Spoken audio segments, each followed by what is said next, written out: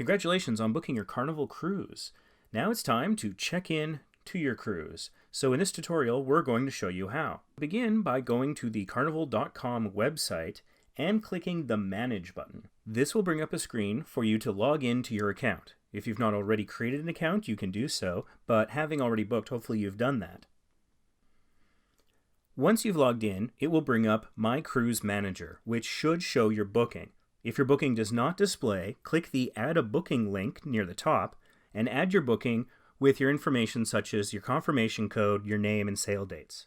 Once your booking appears, you can see on the left-hand side the to-do list there is an online check-in button. You'll want to click on that.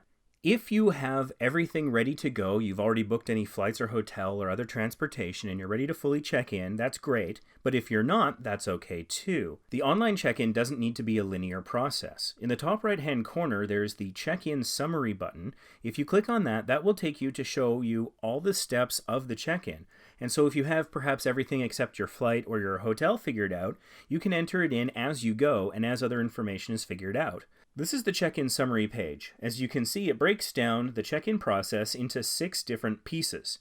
You can complete these pieces individually or as one linear process. If you have everything ready to go, we're going to show you the process from start to finish in a linear fashion. The guest information page will probably be pre-populated with your first and last name, your gender, and your date of birth already.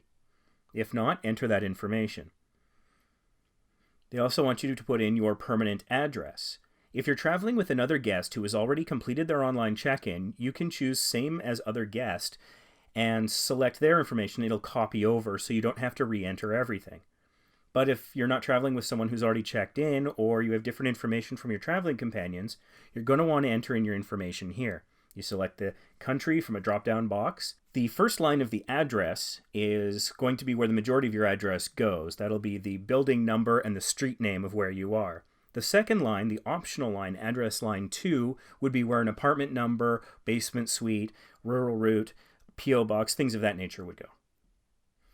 And of course, you put in your city and you select your state or province from a drop-down box and you enter your zip or postal code. You'll also need to enter contact information, which may already be populated depending on your account. Again, you have the opportunity to copy the information over from another person you're traveling with if they've completed their online check-in. You enter your primary phone number, and there's a checkbox that if your primary phone is also your mobile phone, it'll duplicate the number down in the mobile phone field as well, and this is becoming more and more common.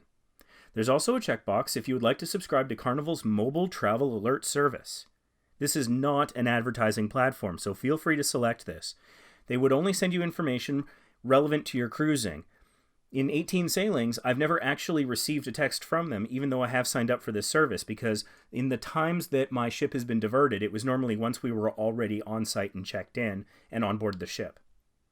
You enter in your email address, although that may already be pre-populated for you, and you can put in your emergency contact. Once again, you can select a contact that's already been entered from another guest who's completed their check-in, or you can put in your own, with the first and last name, their relationship to you, and their phone number. Next up is citizenship information. So you're going to want to select your country of citizenship from the drop-down box and your country of residence from the drop-down box. It also asks if you will be leaving the US within 24 hours of when your cruise arrives. So this is asking, once your cruise is over and you've gotten off the ship, will you be leaving the country within 24 hours? You also need to put in document information. To check in online, you must have a passport. It's one of the major questions that we frequently get is whether or not someone can travel without a passport. You can't if you want to do online check-in. And additionally, the passport just makes the process so much easier, so many different steps. So we do strongly recommend that you have a passport. For example, when you show up at the port, having the passport and your check-in information ready to go makes the process much more smooth, more stress-free, and gets you on the ship faster so you can start having your fun earlier. So in this screen, you'll enter your passport number, which normally begins with a couple of letters followed by numbers, your country of issuance. The country of issuance is the country that issued your passport. And the city of issuance, or authority as it's sometimes called on the passport, is the city that issued your passport to you, or the city in which it was issued.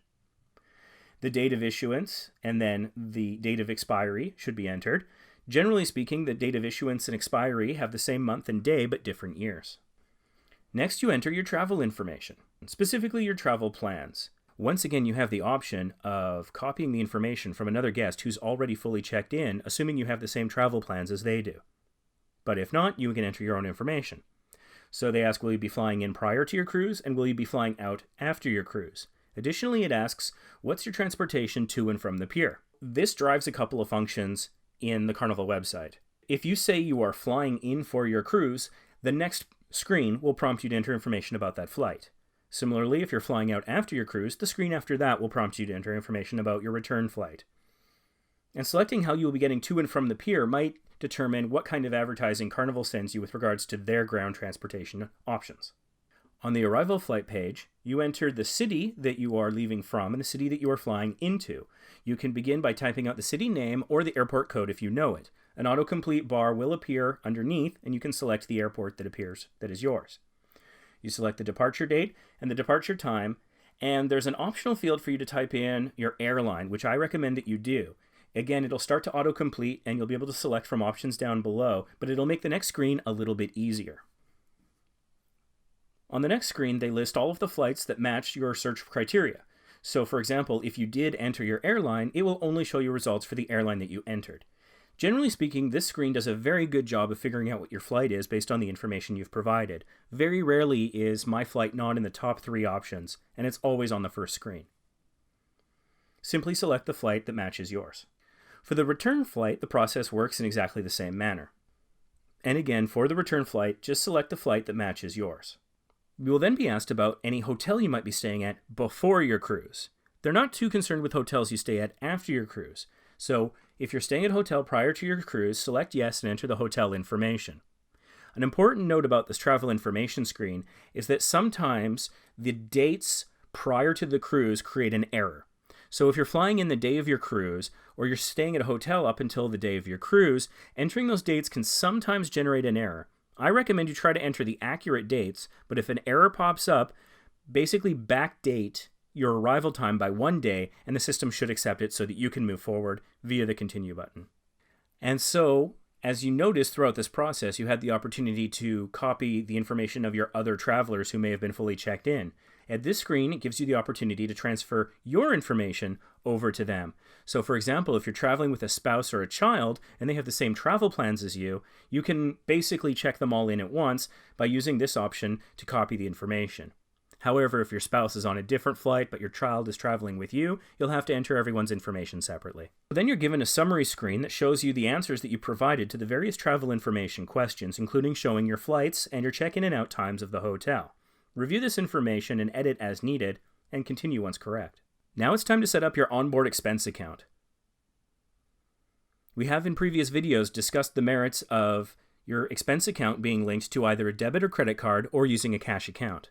Vacation Impossible strongly recommends that you hook your expense account up to a credit card or a debit card so that you don't have to spend time on your vacation waiting in line for either guest services or the ATM machine to add money to your card or get money back at the end of the cruise. We believe this time should be spent enjoying the cruise and not waiting in line and handling cash. We do strongly recommend that you set up a credit card or a debit card for your onboard expenses. For more information on this, check our Sign and Sail card video for how this works. Setting up onboard expenses gives you 2 options, either using your credit card or your debit card or opening with cash. As mentioned, we recommend credit or debit card. But do note that the charges are posted in US dollars. So if you're an American, that's fine. But if you're Canadian or Australian or from some other country, you might want to look into your credit card's details to see if they charge you a foreign currency transaction processing fee. So in Canada, for example, the foreign currency conversion fee is something in the neighborhood of upwards of 3% on all transactions. So if you have a credit card that charges that, be aware that that can be an additional expense. But if you can find an alternative like the Home Trust Visa in Canada that doesn't charge you the foreign currency conversion fee, then you'll be getting a proper conversion without additional charges from your bank. And this is the process we recommend, is the credit card without a foreign currency conversion fee. Beginning to set up your onboard expenses account, you need to select your name from the drop-down box that says Select Guest and accept the terms and conditions which are listed here. And also, your first name and last name would probably carry over from earlier in the process, but if not, correct any errors. And you enter a zip or postal code, and this is where you enter your card information. For example, you might select a Visa card type, enter your credit card number, the expiration date, and the CVV, which is the 3-digit number you can locate on the back of your credit card next to the signature panel. Once all that's been entered, your account will display here, and it will not display your full credit card information for privacy reasons, but it will display the last 4 digits of the card that you used so you knew which card you set the account up on. And it gives you the opportunity to save and create the account. Now your account has been created, and it will display here, as well as the accounts of your fellow traveling companions. But again, it will only display the last 4 digits of any credit cards that have been loaded. Then there's the cruise ticket contract, which you can read in detail. It covers information such as interruption to service and the refund policy. To accept these terms, select your name from the drop-down box and then select the checkbox next to your name in the list below. It will show you whether your other traveling companions have already accepted the terms, and it may give you the option to accept on their behalf. Your check-in is now complete. You can print your boarding pass, which we recommend, luggage tags if you need them. There are also additional documents that can be generated, but we don't recommend printing those. But if it is your first cruise, maybe give them a look over in like a PDF viewer or something, so you don't have to waste paper, but it might have some useful information to you. And that concludes our tutorial on how to check in for a Carnival cruise online. Please give this video a thumbs up if you found it at all useful. If you have any questions or think that we've got something wrong, please comment below. And if you'd like to subscribe to this sort of content, please click that subscribe button. We have a variety of videos out there where we show you the amazing things you can see on a Carnival cruise or just any vacation, including tip videos about how to save money when you travel. For example, our 6 cruises in 1 year video shows you how we managed to do exactly that on a relatively tight budget. We also have videos showing you the cheapest time of year to cruise and a lot of other fantastic and fun things. We cover excursions and try to expose you to different ideas and trip destinations you might not have considered. So thank you very much for watching.